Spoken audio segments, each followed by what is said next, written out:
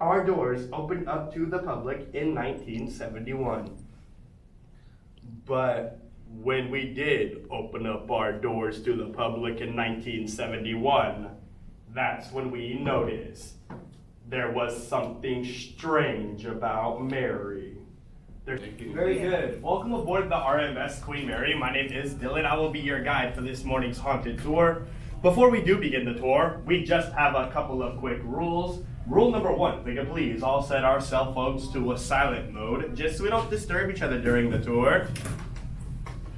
Rule number two, it is very, very important that we do stay together in the different areas of the ship we visit on this tour. 2 weeks ago, I had a guess that, well, never mind, let's all just stay together, please. I'm sure we'll be fine. Last but not least, photographs. Take as many pictures as you would like throughout this tour. What I personally recommend is you take 3 photographs of each spot we visit today. In case something comes up in one frame, it may or may not be in the next frame. If you capture anything like that, feel free to come share it with me after the tour.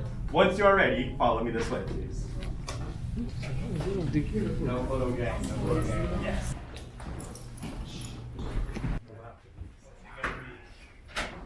Come on in, guys.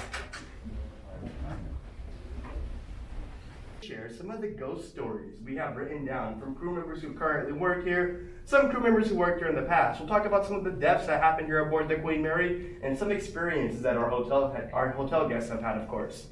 Now, whether you believe in ghosts or not, aboard this ship, we had a total of 57 documented peacetime deaths that happened here aboard the Queen Mary. We know for a fact 57 people died on this ship. The key word there was peacetime. During the Second World War, the death records from the British government, they were not released to us. That was kept classified information. This means we don't know how many people died here during World War II or who died here during World War II. It is just a big mystery behind the Queen Mary. We know she would transport over 800,000 soldiers throughout the course of the Second World War. There was a large amount of human lives aboard this ship during these crossings. A lot of these soldiers, they were wounded soldiers. Unfortunately, a lot of them did pass away in our ship's hospitals. We just don't know how many. Time magazine voted us the 7th most haunted place in the United States of America. And to give you a better understanding as to why we were voted number 7, I am going to give you a quick, brief introduction of the history of the ship. I do want to share her story with you so you get a better understanding as to where you are currently at. The Queen Mary, she was originally owned and operated by a company called the Cunard Line. It started in 1839 when Cunard signed a contract with the British government. This contract said Cunard was going to haul mail from Europe to America. This is where she gets RMS Queen Mary from. RMS stands for Royal Mail Ship. In 1926, Cunard announced they were going to build the world's largest and fastest ocean liner. They would call this project number 534. In 1930, at the John Brown Shipyard in Clydebank, Scotland, construction began on project number 534. A few years of hard work would go by, and in the year of 1934, on September 26, project 534 was launched into the River Clyde. Her new name would now be the RMS Queen Mary. She would still need 2 more years of hard work to add her finishing touches. Over the next 2 years, they would add things like her 27 boilers, her 4 engines, and her upper deckings. 2 years later, on May 27, 1936, the RMS Queen Mary set sail on her maiden voyage for the very first time out of Southampton, England. Her usual route would be from Southampton, England. She would take a short stop in Cherbourg, France, down to New York City. She could complete this journey in 4.5 to 5 days. That is very fast for a ship this size. She did this route all the way up until 1939. In 1939, she was on her regular route to the New York harbor. It was a normal, calm day on the Atlantic Ocean when the captain received a telegraph. This telegraph said, "Dock in New York harbor and do not move for any reason. The waters are now dangerous. War has been declared on Germany. The Second World War has just begun." Further notice came in 1940. She was drafted by the British Admiralty for active war duty service. The first thing they did, they painted the ship all battleship gray so she could blend in with the Atlantic fog. They switched her name from the Queen Mary to her new war name, which would now be the Gray Ghost. They decorated the ship with 27 anti-aircraft guns for her own personal self-defense.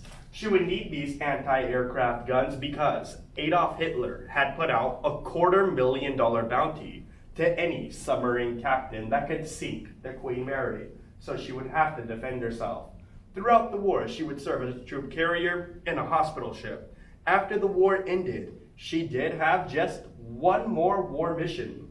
This would be a 2-year mission that we nicknamed the Bride and Baby Shuttle. The Bride and Baby Shuttle was a mission where the Queen Mary would reunite all the war brides that got married during war times along with their children to their new husbands in their new homes and new countries. She reunited families from all around the world. She did this up until 1947. In 1947, she would then resume back to her normal passenger elegance. She sailed for another 20 years. Known as the most luxurious ship on the 7 seas, she would transport the rich, the famous, celebrities, politicians, and many more, all the way up until the early 1960s. When Cunard noticed, once again, another major problem set in. This problem was that Cunard was now losing money. And they were losing money very quickly. They were also losing passengers. The reason why, jet air travel was now invented. Flying on a jet airplane now became the primary source across the Atlantic Ocean. Ultimately, this would take out all ocean liners, and what Cunard did is they put the Queen Mary up for auction. We had a total of 14 bids come in, and I will tell you the top 3. Coming in at number 3 was the city of New York. New York had plans to turn the Queen Mary into a floating high school. Pretty interesting, right? Coming in at number 2 was the city of Philadelphia.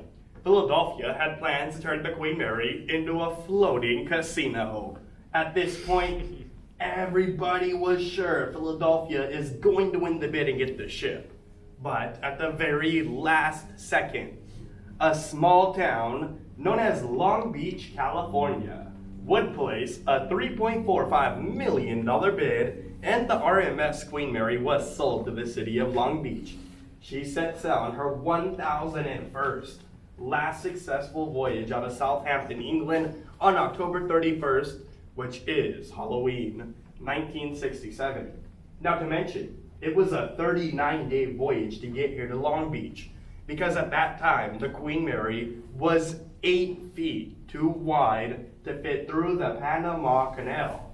So she would have to travel down around South America, Cape Horn, up into Long Beach, California. She arrived here on December 9th, 1967. Immediately upon arrival, construction plans would begin to turn her into a floating hotel, a floating tourist attraction, and the floating convention center you see here today. Our doors opened up to the public in 1971. But when we did open up our doors to the public in 1971, that's when we noticed there was something strange about Mary. There seemed to be a presence aboard this ship that we just could not explain. We'll get reports from crew members and hotel guests of apparitions walking along her endless hallways. We'll get other reports of many strange voices that can be heard coming from thin air. Guests will take photos around the ship, and a lot of odd things will appear in these photographs that we just have no explanation for. A lot of these strange voices and these strange apparitions we have heard and seen from 1971 all the way until 2019. 2019 does mark 52 years of her arrival right here in Long Beach, California. She's a longer part of our history here in Long Beach than she was out at sea. With all this being said, the room we are currently standing in would have been the 3rd class main lounge or the 3rd class ballroom. 3rd class passengers, they could come to this area here to relax, socialize, and listen to recorded music. In the bookshelf there's a photo of what the room looked like back in 1936. I do want to allow you guys some time to explore the room, take some pictures. If you have any questions, please feel free to come and ask me. So no ghosts in this room? Not in this room. All right, I don't like to stay in third class too long, so follow me this way, please.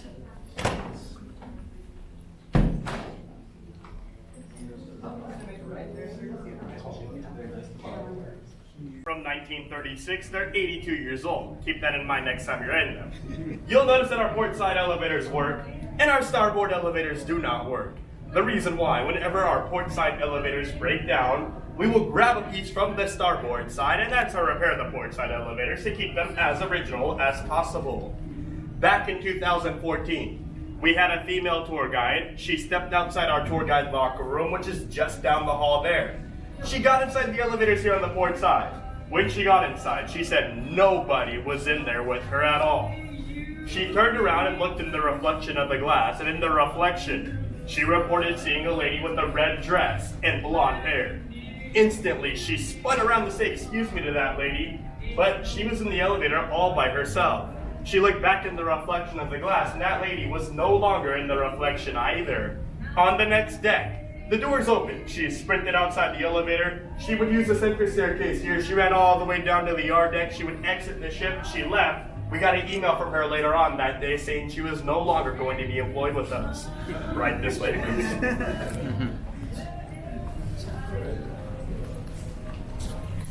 Since her maiden voyage. We do move the piano pretty frequently around the ship. Today it sits here in the starboard lounge. Before this, we had it up in our first class ballroom, the Queen's Salon. And before that, we had it out in the main hall where you checked in for this tour. But wherever we move this piano here, it seems to attract one of our most frequently and our most commonly seen spirits we have here aboard the Queen Mary. She is what we call the Lady in White. The Lady in White, she will appear to be in an all-white bridal dress. She can be seen dancing around the piano, floating above the piano. Guests will take photos of the piano. She's in the background of the pictures. Now, she is attracted to a total of 3 things we have here on the ship. The first would be the piano. She follows it wherever we move it throughout the ship. Second would be the sounds of beautiful 1940s music. Whenever we play music through our ship speakers, late at night we'll spot the apparition dancing or floating above the piano. Third, she is most commonly seen by single gentlemen that spend the night here in our hotel. Now our paranormal experts, their main theory about this, they do not believe the Lady in White died on the Queen Mary. But what they do believe, that she was a part of the Bride and Baby Shuttle. The Bride and Baby Shuttle was a mission where the Queen Mary would reunite all the war brides that got married during war times to their new husbands in their new homes and new countries. But the rule was, in order to get off of the Queen Mary in your new country, the soldier that you were marrying, he had to come pick you up from the ship and escort you off of the ship and into that country. If that soldier did not meet you in the harbor, you were then sent back home to where you came from. We believe the Lady in White had her heart broken when her soldier never picked her up from the harbor. She was standing by this piano here when she got the news. That's why she haunts the piano, searching for new love to get her off of the Queen Mary. I'll give you guys some time to explore and take some photos. If you have any questions, please come and ask. Is that a picture of her right there? That's actually a picture of you. One.